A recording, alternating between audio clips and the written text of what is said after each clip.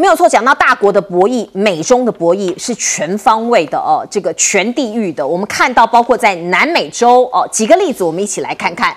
这个是美国后花园，我们常讲中南美嘛哦。巴西现在有一场军演，叫做福尔摩沙行动。那我们就可以看到呢，包括中国大陆跟美国都会加入。那现在呢，美国的这些议员就说：“哎，你美国要注意呀，如果解放军跟我们一起演习，那会不会接触到我们美国的资讯呢？”哦，他们就提出这样子的一个质疑。那美国人就说：“美国，我们不会跟解放军一起训练呐，我们只会跟盟友巴西一起做这个包括行动军演哦。”我们看到，包括这个是美国国防部的发言人彼得就这样讲：“美国陆战队只会跟巴西的伙伴一起训练哦。”那另外，我们看到美国在南方凤凰24这样子的一场军演哦，那它是在中南美洲这里联合的是智利、阿根廷等国哈，他们一起联合在这个沙漠里头会有一个像这样子一个军演。那我们也可以看到呢，第一次他在这个南美洲哦部署了海马斯的这个各种的重型的一个武器啊，这个都是在秀肌肉的一个行为。那南美洲有很多国家哦，过去可以看到美国介入的这个影子非常深，可是中国大陆现在看起来也有一些他们自己的布置跟计划，像是秘鲁这个国家，我们新闻大白话也为您报道过很多次了，有一个深水港是中国大陆出资盖的。那11月 APEC在秘鲁登场，那个时候习近平有可能会去出席，那是不是就透过说我来再参加峰会啊，然后见证中国透过一带一路在秘鲁中部这个深水港的落成呢？极有可能会有这样的一个场面出现。所以秘鲁驻美国的大使费雷罗就说：“那你美国人要加油啊，你可以在前凯港以南700英里处这里呢，你也来投资嘛，那你就可以制衡中国啊，你们美中的影响力在我们的国家有得到一些平衡啊。”阿根廷也是我们看到阿根廷，中国大陆在阿根廷的内乌肯省有建立一个叫深空测控站那我们可以看到，包括美国就觉得不开心，就说我们要检查你这个探测站到底在搞什么鬼。过去阿根廷曾经也一度要买中国大陆的枭龙战机美国也从中拦阻，说你不可以所以后来他改买美国二手的 F-16战机。另外古巴这个国家也一样华尔街日报有报道说，中国在古巴政府这个两个政府有进行一个谈判希望在这个地方建立一个新的联合军事训练的设施，距离佛罗里达州海岸仅100英里。所以看起来我们可以看到美国那当然密切关注这个事情的后续发展，而在我们的南海更是两个国家博弈来博弈去的包括美国它联合澳洲、意大利的军方也在最近，也就是过去的8到11日，过去的3天，在南海举行联合演习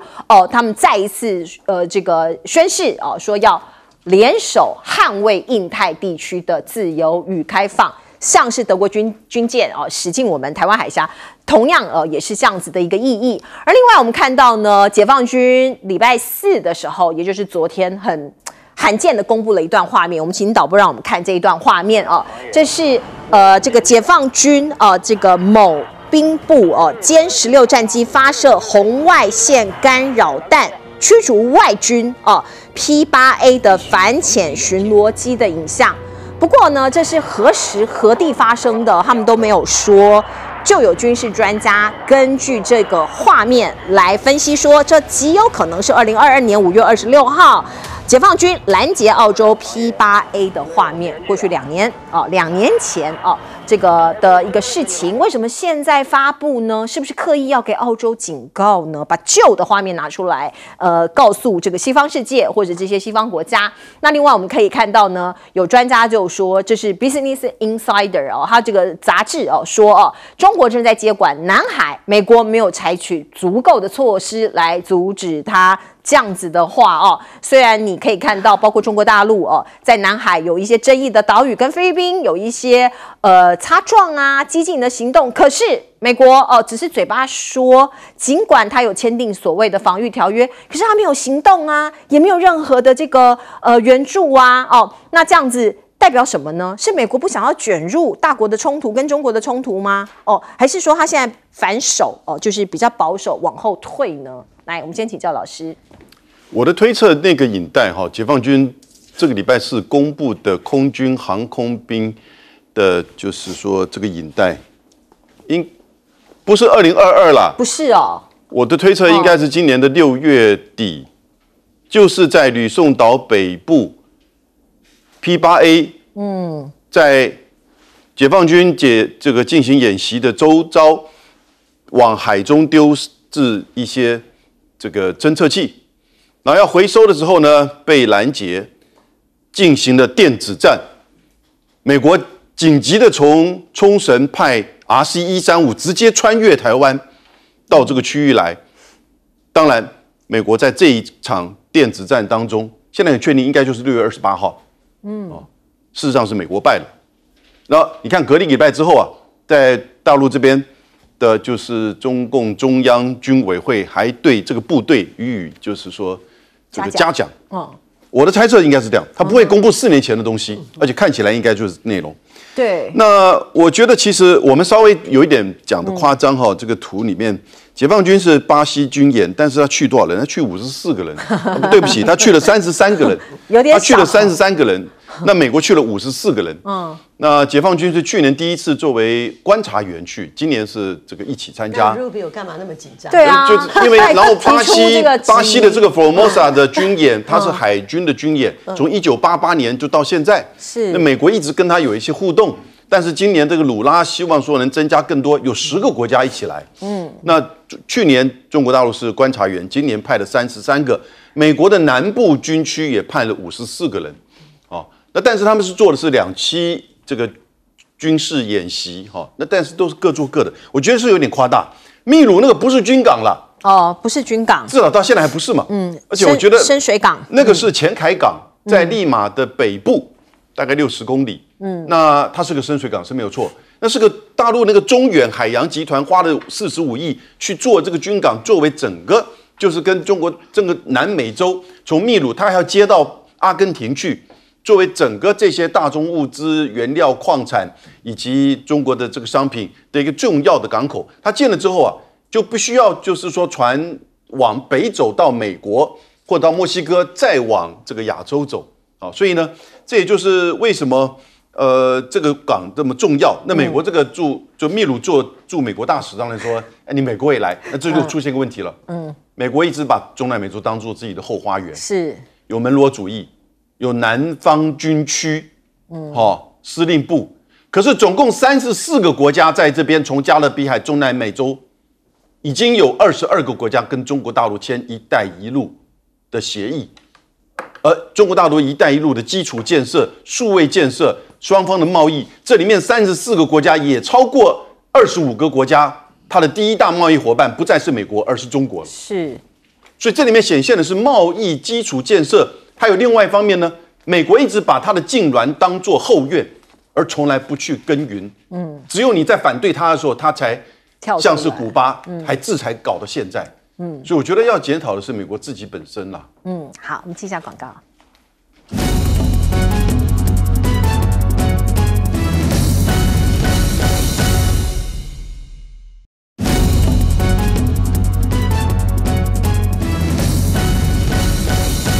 好，美国、澳洲、意大利最近在南海的防空反潜联演，他们说是要维护印太的安全。那谁不安全呢？要防止谁呢？来请教舰长。来，我们来看啊，这个就是从那个美国的伯克级的驱逐舰上面直接看到，意大利的加富尔号航空母舰。那他们现在在南海，那之前在哪里啊？之前在横须贺啊，而且像意大利的兵力比起德国多1艘船，那意大利到底是怎么到南海了？是跟宇宙战舰一样开喷射用飞的吗？当然不是，它一定走的就是我们台湾的东部海域，也就是这时候我们再回头看一下德国的这个我们刚刚讲的它的这个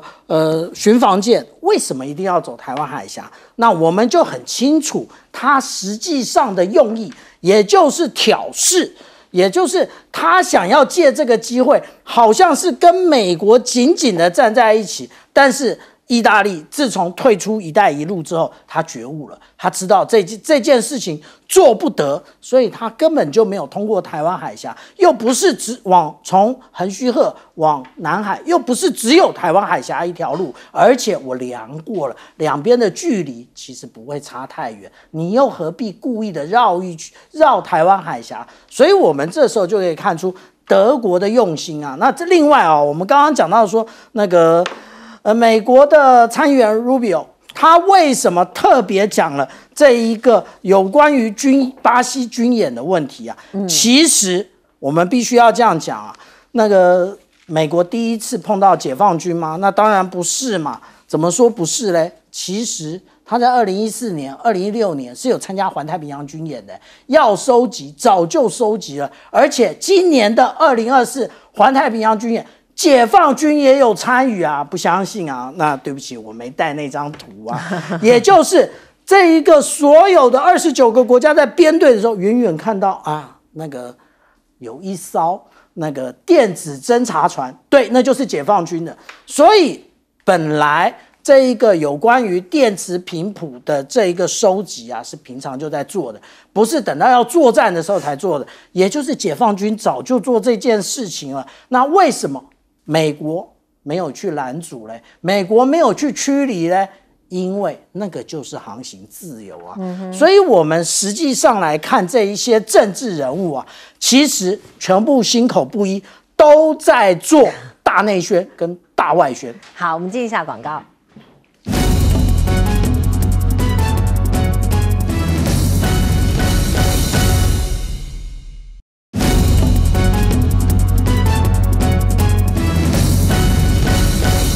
好，请教永平。其实啊，中国大陆啊一直有一个蛮重要的论述，就是认为说啊，如果你美国整天要在我的家门口挑事，哈，特别是呢从奥巴马这个重返亚洲了以后呢，其实跟现在拜登的处理很类似，就是他们利用菲律宾呢一直在南海生很多的事端。那中国大陆他要报复，或者是说他要好了，不要讲报复，他制衡好了，他怎么办呢？我去动你的后院。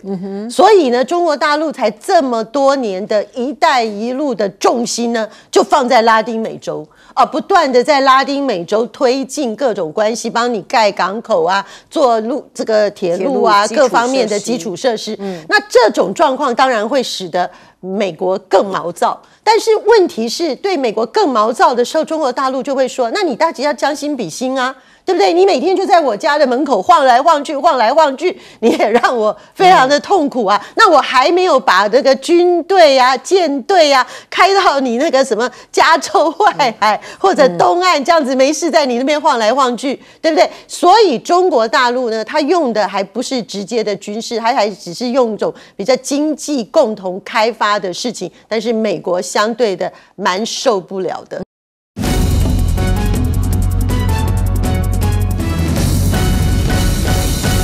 好，欢迎您回到新闻大白话的节目现场，我是钱子，介绍这1个小时的来宾。首先是文化大学讲座教授杨永明老师，钱子好，大家好，以及前台北市副市长李永平，大家好。另外是我们的前海军舰长吕礼诗。主持人好，各位观众大家好。好，观众朋友，大约在1个多小时前，也就是台北时间下午2点多的时候，德国2艘军舰已经通过我们台湾海峡了。中共军舰是以夹击的方式全程监控观众朋友，这是德国海军自2002年以来第一次穿越台海。我们看到了，包括这个德国的军舰2艘在台湾海峡中线以东航行。据了解，解放军舰也会在海峡中线以西以东的方式来夹击，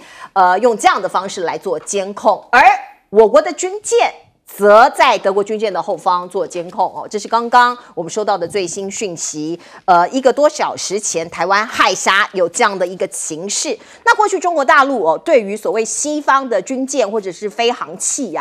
临近台湾海峡这件事情，他们其实都有一些回应。包括我们举例来看，去年的6月3号，美国的飞弹驱逐舰中云号和加拿大的巡防舰蒙特娄号航经我们台湾海峡的时候我们就可以看到中国的驱逐舰苏州号就近距离的阻挡挑衅。那10月16号也是去年，加拿大有一艘这个侦察机有一架侦察机在中国的外海执行监控北韩的任务。那个时间点呢，我们就看到中国大陆就觉得说你假借监控北韩，可是有抵近中国大陆这样子空域的事情，所以呢，解放军也以战机升空来做拦截。而另外我们看到，包括台湾海峡像是这样子的一个紧张的情势，我们的确在这里看电视的生活的我们没有感觉，可是其实有一个紧绷的一个气氛，我们就可以看到，包括解放军舰知情人士就这样讲这是国军方面的说法，解放军在台湾东部海域活跃，今年第2季到现在呢，用各种的这个行舰行单科训练他们认为也担心明年恐怕会进行组合式的训练，慢慢的把我们从第1岛链推向第2岛链，这样子推出去我方台海的执法权逐步的失守，这是来自于国军不愿意透露姓名的人士的说法。而另外我们看到呢，包括中俄联手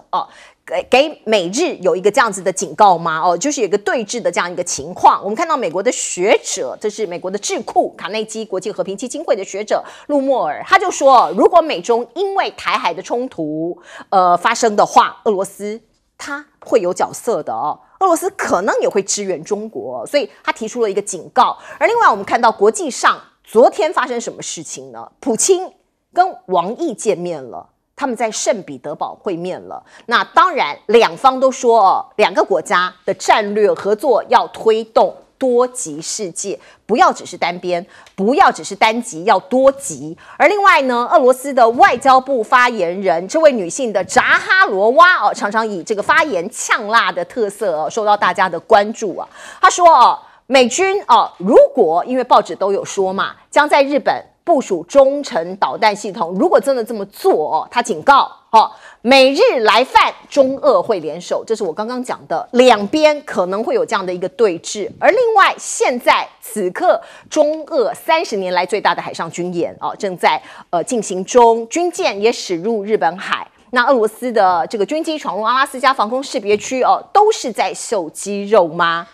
那美日或者是西方国家跟中俄这个有这样子的一个互相的监控跟互相的秀肌肉。那我们看到所谓秀肌肉也请导播让我们来看看这一幕，这是中国大陆最新的航空母舰福建舰，它的电磁弹射器运行的画面第一次曝光了。我们透过画面也可以看到呢，包括这个陆媒他们的报道是说，在福建舰到位之后，中共的航母发展之路基本上已经没有更多可以学习借鉴的，所以呢，他们的技术水准他们认为已经赶上了美国现代最高的水准了。那另外我们再来看看，包括这个所谓机载舰这是央视很特别的，今天释出了一个预告的画面，他们把这一位飞官，解放军的飞官这个请出来做了一个访问。他说他当时他有飞这个歼15那这位飞行员，并且将未来将在辽宁舰上面首飞新的舰载舰新型的战机，可是他有特别讲说这一次不是歼15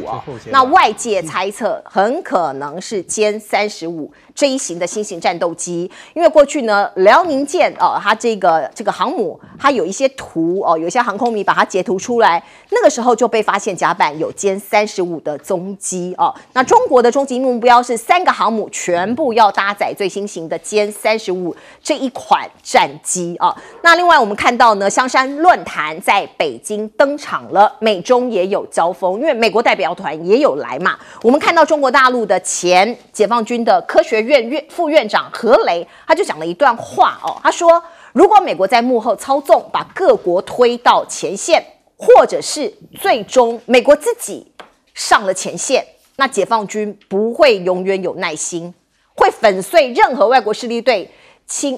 这个势力侵犯主权领土的行为。所以我们可以看到外媒西方媒体就这样子下一个标题，他说解放军放狠话喽，南海对美国的耐心不多了，会粉碎一切侵犯主权这样子的行为。不过现场的气氛是这样，我们看到何雷他送给前美国助理国防部长施灿德这样一副墨宝，这样一副书法，上头写着和为贵，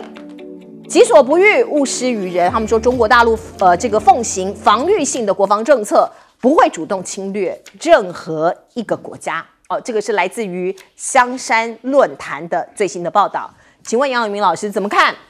包括您看到的这个德国的2艘军舰，刚刚已经穿越我们台海了。我觉得我们要看这一阵子应该说这3个月来，其实不是只有大陆解放军在西太平洋、在第一岛链、在南海、在台海有一些军事上的这些动作引起报道。那今天你看到它的福建舰开始展现它的就是电磁弹射的这个系统。7月4号的时候，日本的驱逐舰进入到浙江钱塘江口中国的领海之内20分钟。8月19、25、31的时候呢，菲律宾的日本制长达97公尺长的9701号的海警船，然后呢，它的小艇跟它本身不断的跟中国大陆海警船产生碰撞，那还有1公尺宽的这样一个撞伤。然后你看到今天9月12号，这已经讲了1个多月了。是德国的2艘军舰到亚洲来跟韩国做合作，然后呢，会不会往南走的时候跟菲律宾在做接触的时候，经过台湾海峡，讲了1个多月，果然今天下午就这么做。那我再提醒大家就上个月的时候，意大利的航空母舰也来过，所以现在美国做法是，他把从在这个欧洲它的盟邦意大利、德国、英国的船舰不断的就是拉到亚洲来，拉到这个是说东北亚跟日本、韩国合作，经过台湾海峡或者是台湾的这个以东，然后呢到南海。可是有什么用？这边真的发生战争的时候，英国、德国、法国、意大利船会过来打仗吗？美国的船都缓不济急了，美国的船在这里面能够有多少？那我觉得其实大家千万要了解到，现在在台湾海峡这一块今天德国的船事隔22年，上一次是2002年，在讲了1个月之后，然后呢，美国的压力之下，这当然是美国的压力跟要求。在现在中德在经济贸易问题这么大的情况之下，他这个船还经过中国驻德国的大使9月9号才在机场到任德国。对，因此他这个船经过美国的压力之下，他德国一开始从今天就不断说航行自由，航行自由，没什么事了。对，毛宁中国大陆外交部长前两个小时就说，他说台湾问题不是什么航行自由问题，而是事关中国主权跟领土完整的问题。他这个说法你相不相信？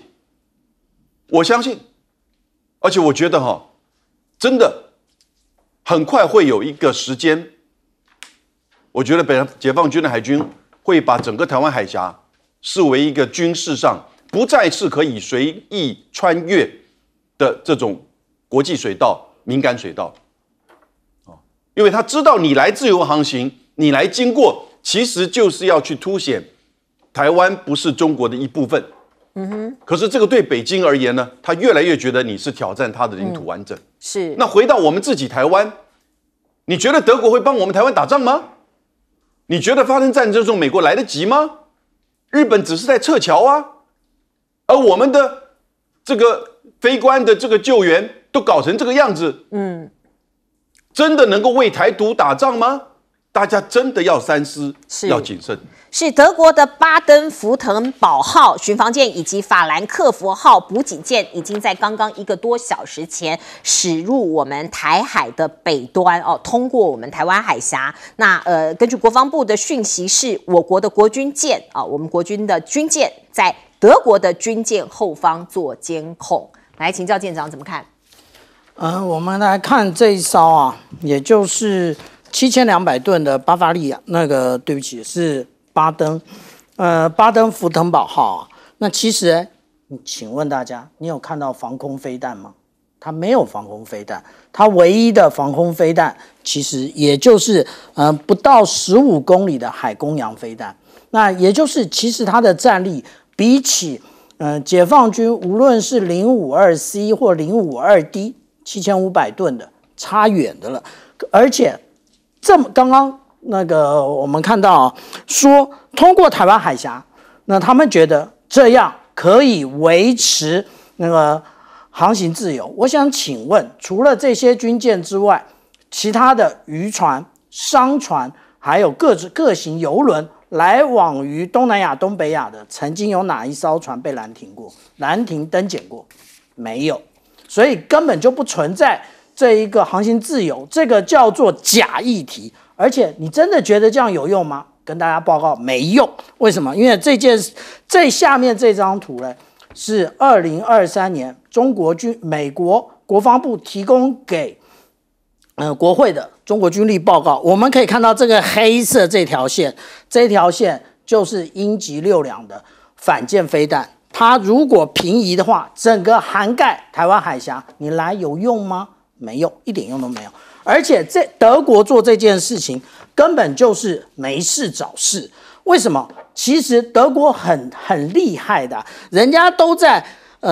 红海，就是我们看到无论是荷兰啊、法国啊、英国啊、美军啊，都在红海搞繁荣守护行动的时候，你在哪里？你没有出现，你反而是直接的经过大西洋，穿过巴拿马运河到达夏威夷之后，你才到达日本的。然后结果你现在从日本直接下来，然后说航行自由，你会不会有点好笑啊？人家在红海的时候你不去，然后现在明明知道台海没事，然后你就要过来，好像装大哥，这真是笑死了。德国上一次最接近台海的时候是2021年。也就是巴伐利亚号，它的航机到底是什么？那我们来看啊，它不是没有来东亚哦，它有，可是你看它走的是台湾海峡东岸，所以那个时候根本就没有引起任何的争议。而且如果大家这么样的强调所谓的航行自由行动，我想请教啊，我们所看到的这个俄罗斯，他所派出来前往古巴哈马的这一个编队啊，那你美军你出动这么多伯克级啊，还有传奇级的国家安全舰，在24海里以外，你在做什么？你真的有航行自由吗？如果以这种标准来看的话，解放军一点也没有做过啊，而且现在的新闻啊，叫做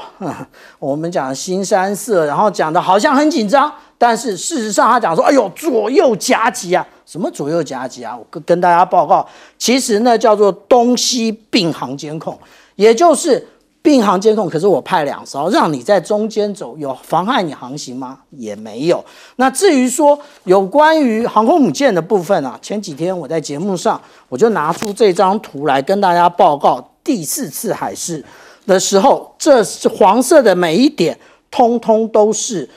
上面有个货柜屋啊，有人说这样子不可能测试啊，结果我们在央视最新的这一个淬火的部分，我们看到了电磁弹射轨道在跑，那而且它有所谓的弹射管制官在里面操作。有人说，这个实际上来讲啊，是上一次小红车的画面啊。我跟大家报告，上一次小红车的画面是23年12月8日。请问大家，你有看到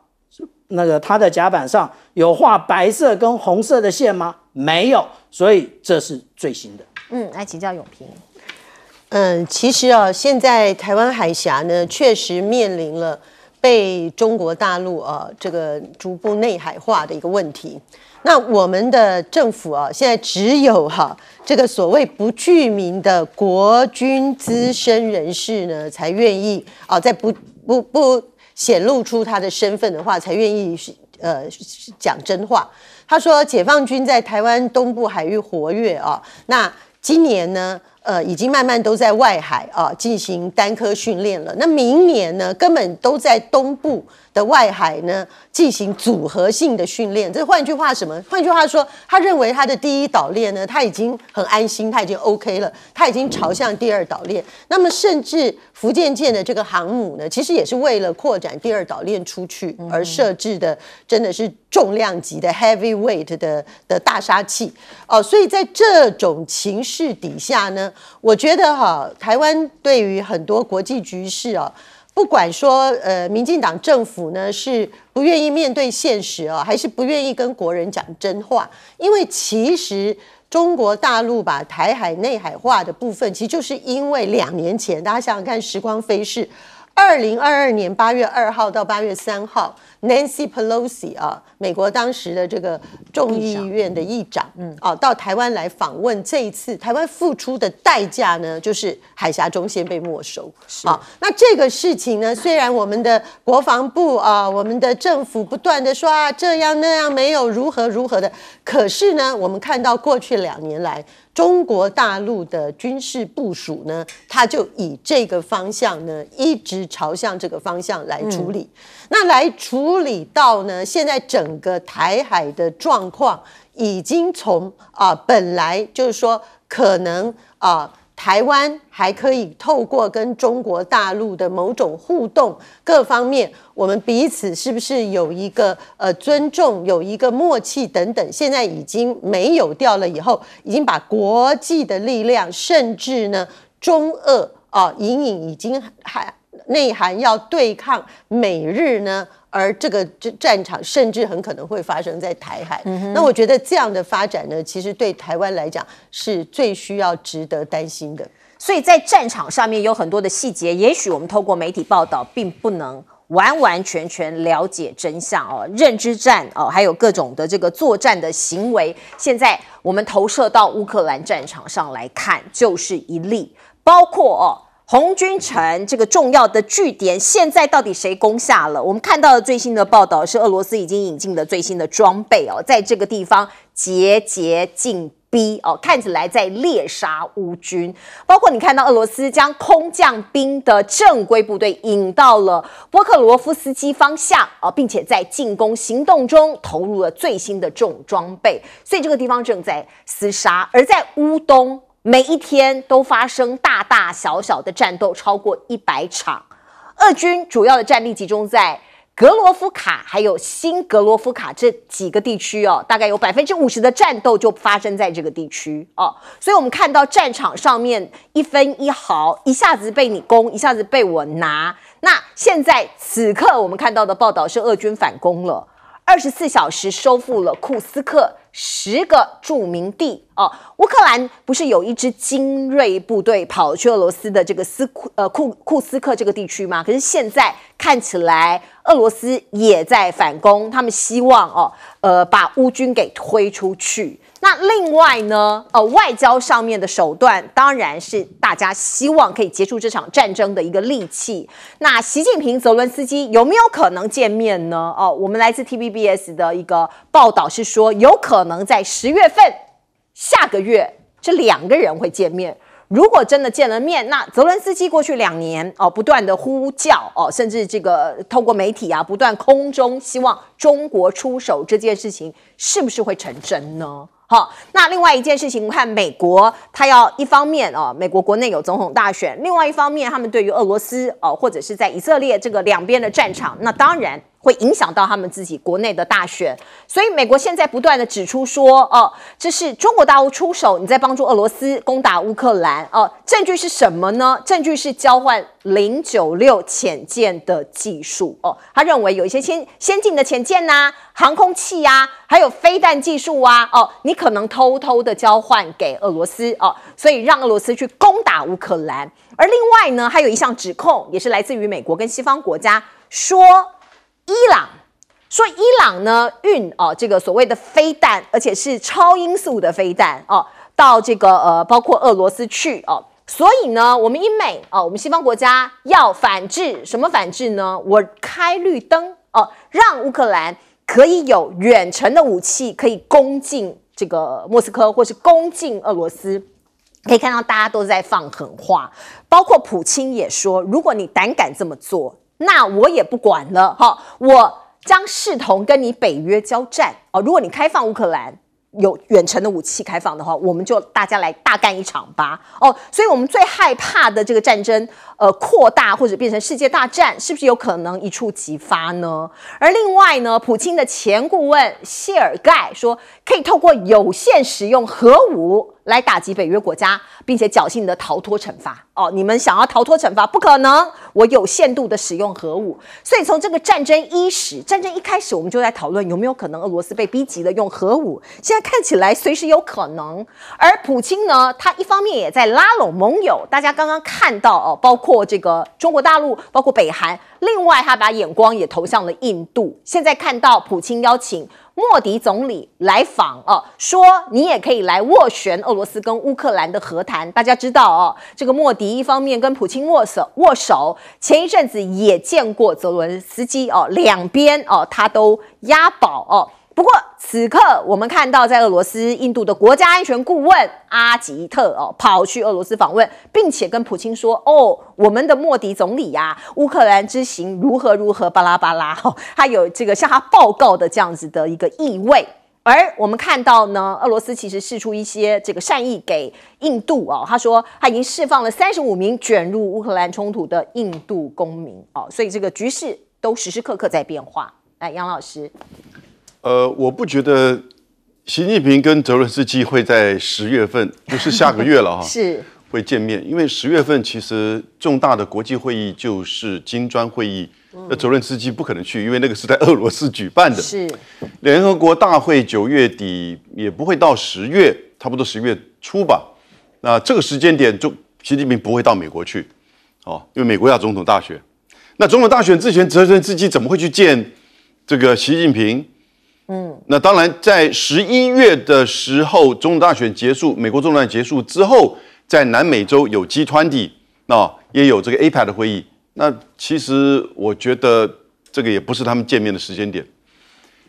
昨天，我在讲前天好了，美国总统大选辩论的时候川普在这个就是俄乌战争上面讲的最具体。他说，在他当选之后以总统当选人的身份就职之前，他就会结束掉俄乌战争。那个记者其实是非常帮忙这个贺锦丽的，我问了他2次，你支不支持我们帮助乌克兰收复失土、抵抗侵略？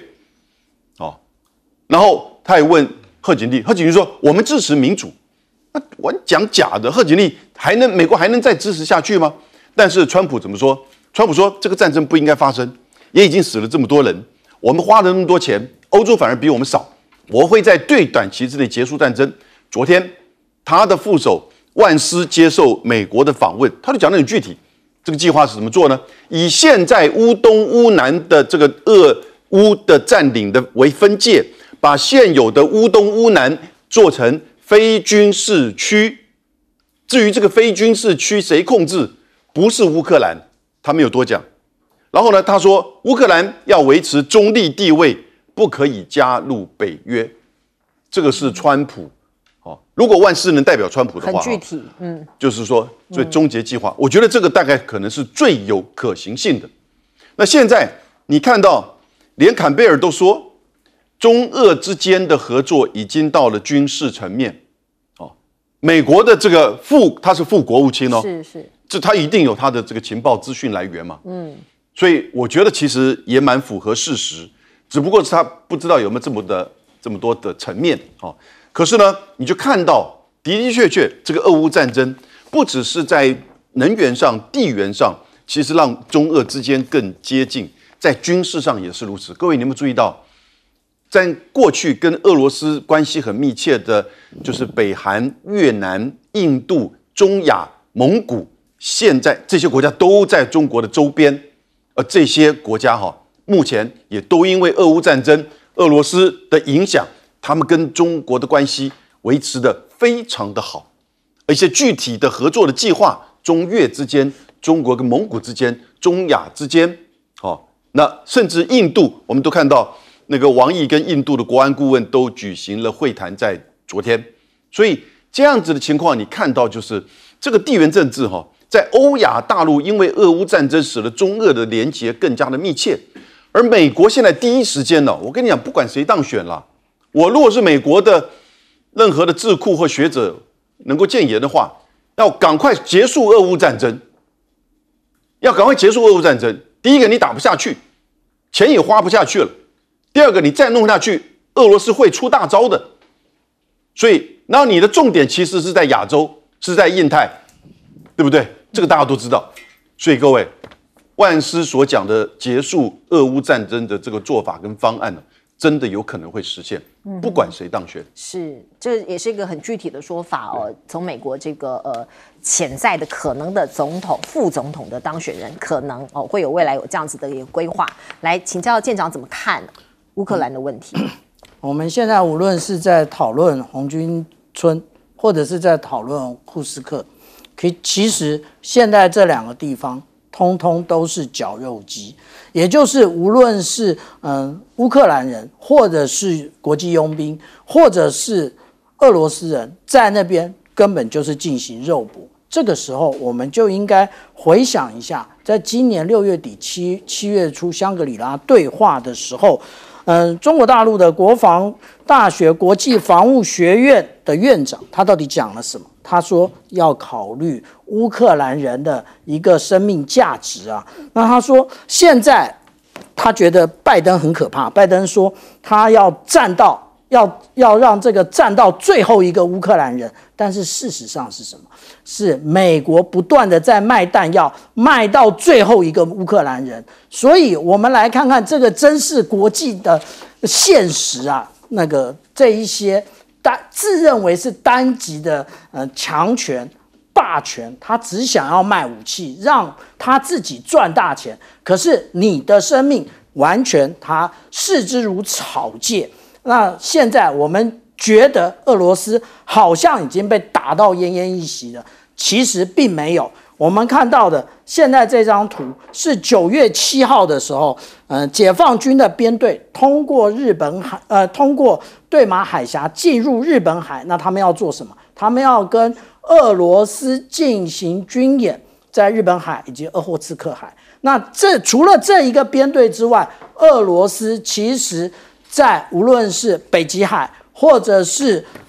波罗的海，在地中海，然后还有我们刚刚讲的日本海，还有鄂霍次克海进行大规模的军演。那这是我们看到在地中海的军演，其实他们派出了卡27的这个反潜直升机，这只是其中之一而已啊。它放下了吊放式声呐，然后接下来它发射了反潜火箭。只有这样吗？没有，另外他做了一个完整的一个 scenario 的设计，也就是当飞弹来袭的时候，他先打出 chief， 然后接下来用2种不同的近迫武器系统拦截来袭的反潜飞弹。另外，那我们来看看他在东亚的时候，日本防卫省统合幕僚监部公布了昨天他们的海上哨戒机才这样子直接的绕日本一圈。所以大家都觉得俄罗斯不行啊，还有的媒体说快打到莫斯科了，哪有快打到莫斯科啊？快打到乌克兰投降了。另外，我们刚刚讲到啊，副国务卿 Kurt Campbell 他讲的交换啊，我请 Kurt Campbell 回去看一下，这是美国的海军战争学院在去年8月所发表的一篇报告，里面讲到什么？里面讲到说，其实现在解放军的潜舰啊，它的这个静音程度不断的降低，而且很接近俄罗斯的程度。那为什么？是因为当初解放军在21世纪初的时候，跟俄罗斯买了12艘 Kilo 级潜舰。Kilo 级潜舰对于北约来讲，那个叫做深海黑洞。深海黑洞什么意思啊？叫做听不见。所以呢，它其实引进了非常多的静音的技术，无论是这个消音瓦或者是减震阀这一些。所以这不是最近的事啊，这已经很久了。所以建议当官之余多看报告，要 update 一下。来，永平。事实上啊，现在呢，对于美国的拜登政府啊，最大的噩梦就是说，泽伦斯基呢，乌克兰没有办法撑到11月5号，美国总统大选投票日。好，那可是种种的迹象呢，确实往对乌克兰不利的方向发展哦。虽然前阵子一直炒作他们什么反攻啦，对，可事实上他去反攻的结果，就俄军一反攻以后呢，他24小时就收复了库斯克的10个著名地。那再加上呢，现在那个红军城啊，是一个非常重要的战略位置。那现在俄罗斯的重兵集结呢，那也确实马上又让乌克兰的战场不利。所以这个时候，泽伦斯基啊，跟现在呢，不断的从英国、美国放出的讯息是什么？哦，就是那种特别美国方面是比较暗示性的讯息，但不管怎么样，似乎都要对他们所提供的那种远程飞弹呢，可以进攻俄罗斯本土要开绿灯。对，可是这个事情呢是非常恐怖的，因为我们讲对拜登来讲，最大的噩梦是如果乌克兰撑不到11月5号，但是更大的噩梦是，如果还没有到11月5号，竟然因为你给乌克兰开绿灯，然后你炸了这个俄罗斯本土的什么重要战略位置，结果遭到普丁的报复，而且他的报复是使用战略性核武的话，那真的要怎么办？真的，我必须说不管情势怎么发展呢，对于现在脆弱领先，甚至到底有没有领先不知道。虽然这次辩论得胜的贺锦丽，可是看起来他跟川普的这个还是很焦灼的情况。如果一旦爆发这样的情形，那川普现在不断的在各种情况预测说，你们当选，你们这个民主党政府当选，第3次世界大战就要来了更多无辜的民众就要死亡了，他不是等于预言成功了吗？所以在这个时候，我觉得泽伦斯基你也可以理解他的心态，他会放出很多的消息他也希望赶快这个不管是透过赶快跟中国大陆建立一些关系，或者赶快找印度，好，赶快能够在不要到情况最糟的时候被迫上谈判桌。泽伦斯基的想要自救，然后乌克兰不要变成弃子的这个努力，我们能理解。可是不可避免的就是说，你就看到乌克兰活生生的例子，你纠缠在大国博弈，而这个大国呢，他自己纠缠在他的选举呢，他自己也是完完全全最尖锐的态势，他没有办法的时候，你真的很可能就是被牺牲的那一个。